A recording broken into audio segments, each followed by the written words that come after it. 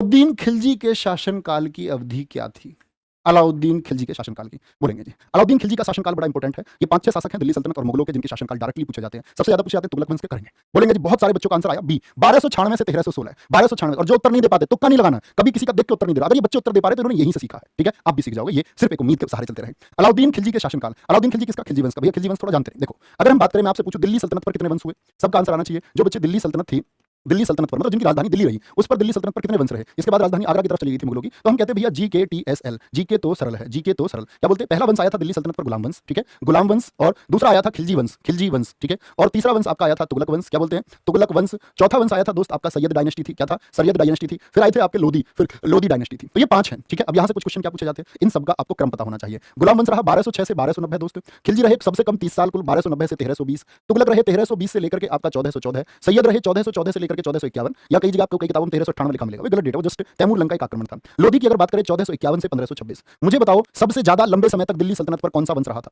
सबसे ज्यादा। आप कहेंगे भैया अगर इनकी बात हम करें आपका, तो ये टोटल आपका 84 साल। अगर इसकी बात करें तो ये 30 साल रहा, ठीक है? 84 साल। और ये 1320 से 1414 ये 94 वर्ष रहा। अगर इसकी बात हम करें बच्चे, कितना हो गया आपका? बहुत कम समय है, 20 और आपका 31 और 20 कितना? 37 वर्ष रहा, ठीक है? और 1451 50 भी 76 ये 75 वर्ष हम कह देंगे। 49 26 कितने हो जाएंगे? 75 वर्ष। तो सबसे लंबे समय तक कौन रहा है? तो सबसे लंबे समय तक रहा है भैया तुगलक। टी सबसे ज्यादा टाइम तक रहे, टी सबसे ज्यादा टाइम तक, ठीक है? टी सबसे ज्यादा टाइम तक। के जल्दी खो गए, जल्दी के से खो गए, बहुत कम टाइम तक रहे, 30 साल।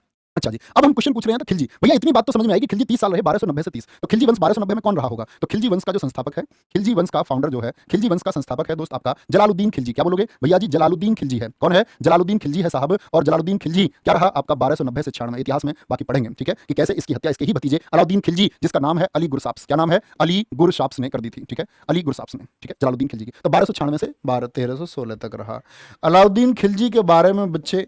अलाउद्दीन खिलजी के उपनाम बड़े पूछे जाते हैं, किस नाम से जाना जाता है अलाउद्दीन खिलजी? किस किसके जो नाम है, कौन कौन जानता है जरा बोलेंगे? अलाउद्दीन खिलजी इसको बोलते हैं सिकंदर ए सानी। तुमने मूवी भी देखी होगी अगर कभी देखी हो, सिकंदर ए सानी। तो सिकंदर ए सानी क्या कहते हैं, सुना है तुमने? कि क्या अब ऐसा वक्त आ गया है कि सिकंदर ए सानी एक महिला के लिए जंग करेंगे? हाँ, बहुत फैलानी सरहदें, अब बाहें फैलाने का वक्त है। तो सिकंदर ए सानी कौन है? ये अलाउद्दीन खिलजी है। जनता का चरवाहा, युग का विजेता। जनता का चरवाहा, युग का विजेता किसको कहा जाता है? किस शासक को कहा जाता है? युग का विजेता, ठीक है? और इसने जीता, युग का विजेता। उत्तर और दक्षिण को रोंदा था इसने।